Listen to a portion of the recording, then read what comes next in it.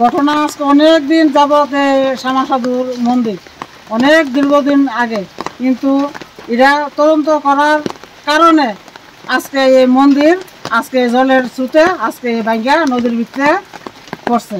যদি আজকে তদন্ত করতো সবে, তাহলে আজকে এমন অবস্থা, আজকে তদন্তর কারণে আজকে এই ভাঙ্গা অবস্থায় এই মন্দির শ্যামা সাধুর। আমরা সবার কাছে আবেদন করি, নিবেদন করি, এই মন্দির যেমন আবার পুনরায় সব দিকে যেমন ঠিক হোক, কতটুকু আমরা অনুরোধ। কতদিন আগে মন্দিরটা স্থাপিত হয়েছিল? অনেক দিন আগে, অনেক বছর আগে। পাশেই তো আরো 2টা মন্দির আছে। এই দিন ওরাও ভাঙ্গা ফোরানোর অবস্থা হয়েছে। প্রশাসনের লোক আইছে? না না।